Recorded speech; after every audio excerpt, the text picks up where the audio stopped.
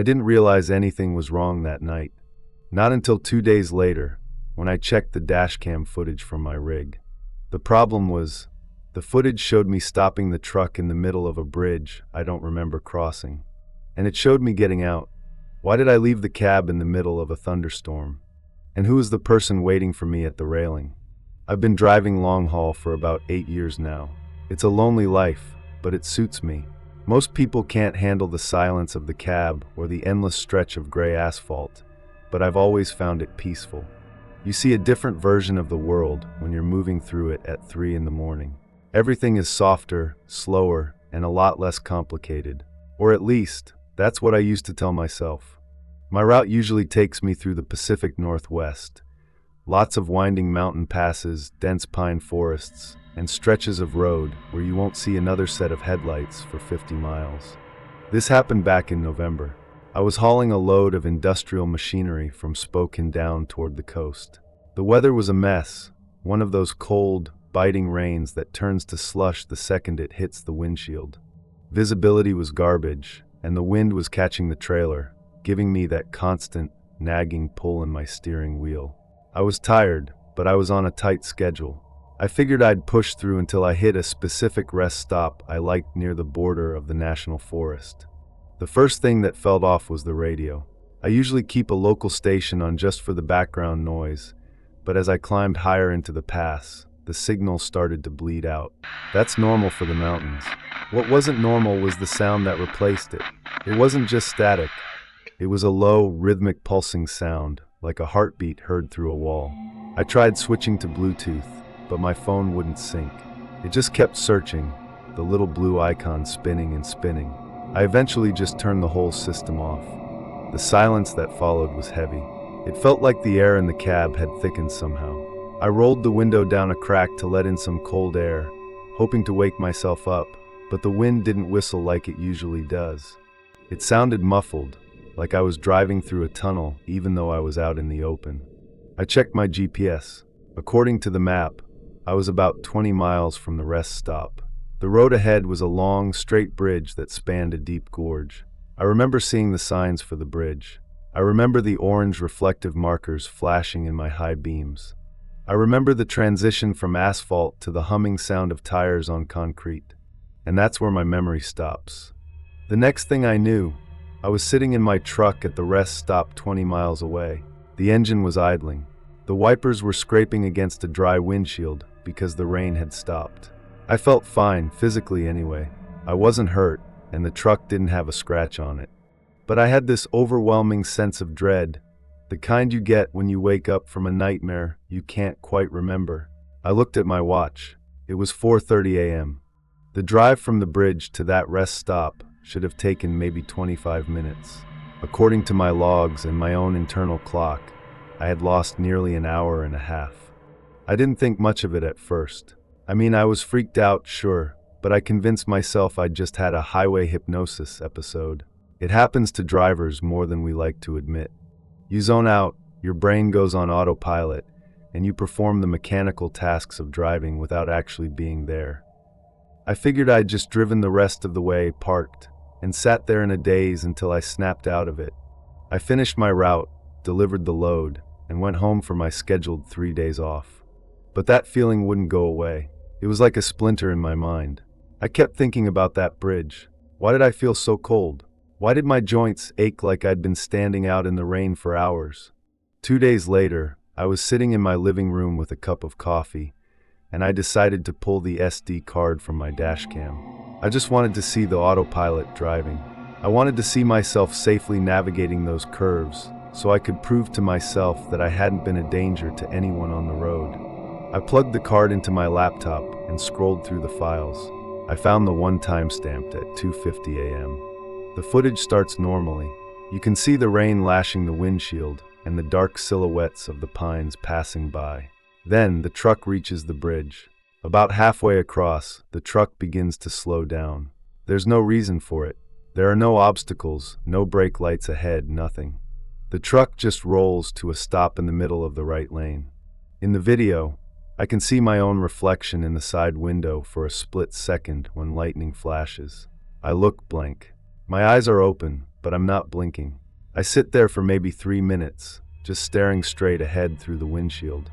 Then, I see my hand reach out and turn off the engine. I don't remember doing that. I never turn off the engine on a bridge. It's a safety hazard. But in the video, the lights go dark. The dashcam switches to its internal battery mode, which has a grainy, night vision quality to it.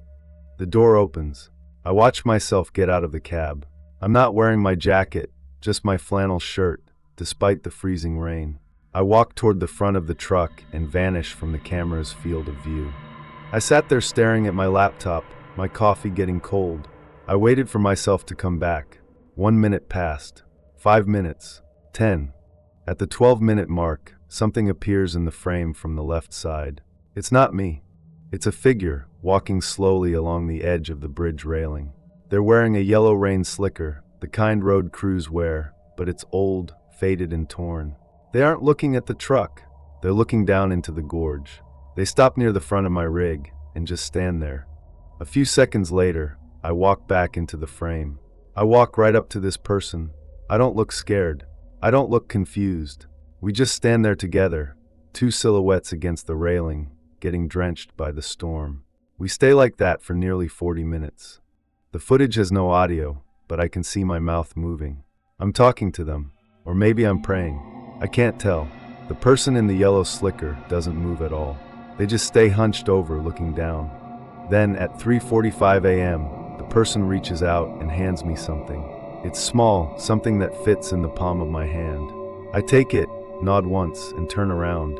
I walk back to the cab, get in, and start the engine. The person in the yellow slicker just walks forward, past the truck, and disappears into the darkness beyond the reach of the headlights. I watched the rest of the video. I drove the rest of the way to the stop, parked, and sat there just like I remembered. I went to my bedroom and grabbed the jeans I'd been wearing that night. They were still in the laundry basket, slightly damp at the hems. I reached into the pockets. I found a rock. It wasn't a special rock.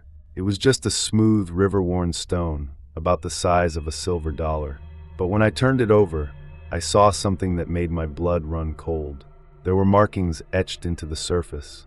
Not letters or words, but a series of small, precise tally marks. There were 42 of them. I spent the next 6 hours on the internet. I searched for that bridge. I searched for accidents, jumpers, road crews, anything. I found an article from 1994. A maintenance worker had been performing a routine inspection on the underside of the bridge during a storm. The safety cable had snapped. He'd been wearing a yellow rain slicker. His body was never recovered from the river at the bottom of the gorge. The article mentioned that he had a habit that used to annoy his co-workers. He was obsessed with counting. He'd count the bolts he checked, the steps he took, the minutes until his shift ended. He kept track of everything by scratching marks into small stones he kept in his pockets. The year he died was the 42nd year the bridge had been in operation. I haven't been back on that route since. I told my dispatcher I had a family emergency and needed a different run. I'm driving through the desert now. It's flat, dry, and there aren't any bridges for hundreds of miles. But here's the thing that keeps me up at night. Here's the thing I can't explain away. Last night, I was cleaning out the cab of my truck. I pulled up the floor mat on the passenger side to sweep out some mountain grit that had been there since November. Underneath the mat, I found another stone. This one didn't have 42 marks on it. It had 43. And I realized something. When I watched that footage, I didn't see the person in the yellow slicker walk away toward the end of the bridge. I saw them walk toward the back of my trailer. The dashcam only faces forward. I have no idea what happened behind the cab. I have no idea if they ever actually left the bridge. Sometimes, when I'm driving through a particularly quiet stretch of the Nevada desert, I'll hear a sound from the back of the truck. It's not a mechanical sound. It's not the load shifting. It's the sound of someone tapping on the metal wall of the trailer. Tap, tap, tap. Slow and steady, like they're counting. I'm terrified to check the trailer.